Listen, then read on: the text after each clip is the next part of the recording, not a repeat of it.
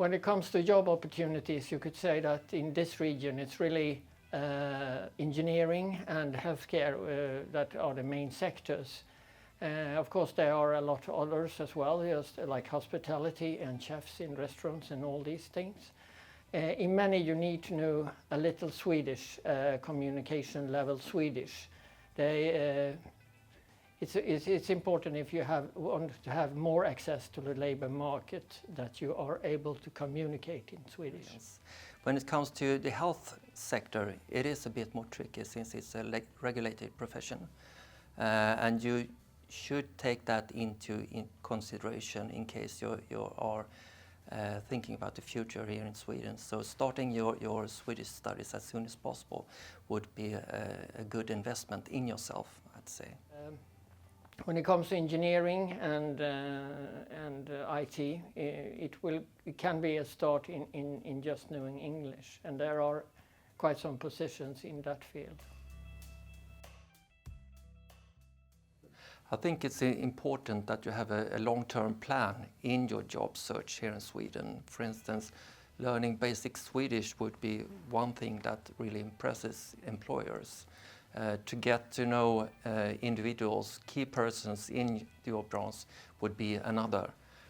Following companies on LinkedIn would be one thing as well. To visit forums for your branch would be a third one, etc.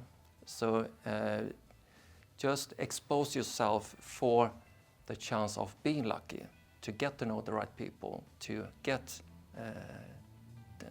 your first job here.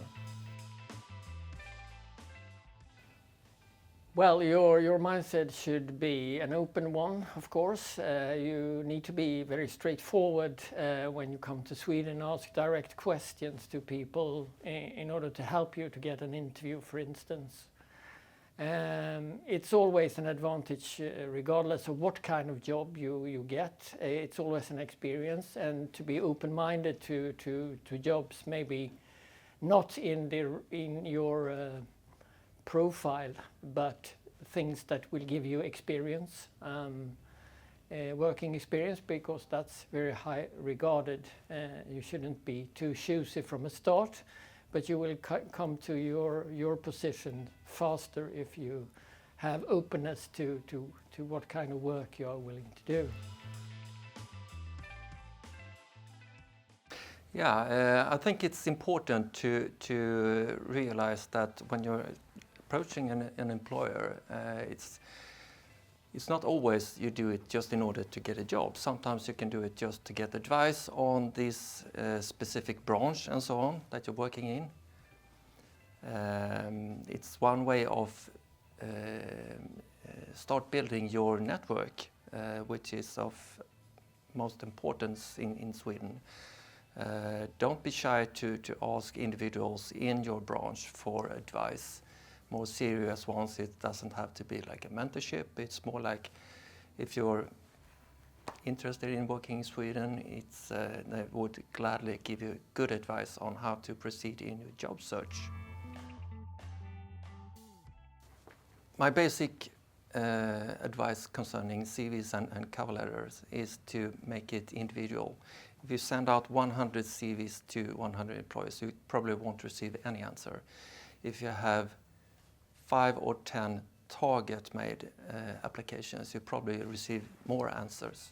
When it comes to describing yourself in an application, I would advise you to contact either your family or former colleagues, classmates, things like that. Ask them, how am I as a person? Because it gives a more objective perspective on describing how you are as a person. What are your best sides? Are you a lone wolf? Or are you a team player, for instance? These things is some of the questions you will bump into when you have your first interview. Well, there are culture differences, and it's less formal when it comes to interview situation as well. Try to be very straightforward with your questions. Understand that the best thing you can do is to show that you know a little of Sweden, that you choose to be in Sweden because you love the Nordic way of life and our fantastic climate. Don't hesitate to try to speak a little in Swedish as well, because that's a really good icebreaker, along with the coffee that you always accept. That would be fantastic for a start. But don't do the mistake to think that the interview starts when you sit around the table, because the interview starts directly when you show up. The only thing the employer knows about you before is your CV and your cover letter. Your personal appearance is something else, and that's where it actually starts. After an interview, always try to get as much feedback as possible, because by explaining that you have put time and effort in doing this interview, it's good to have some feedback, that you learn something, so even if you don't get the job, you get some feedback as well and can do better the next time you're at an interview. Having coffee with your colleagues in the morning is where every, or not every, but many of the decisions are made. So if you don't do that, you will miss out a lot of the decisions made and important things that you need to know. Teamwork is very important. To be able to work independently it's a must. And if you don't have coffee, you're out of the team.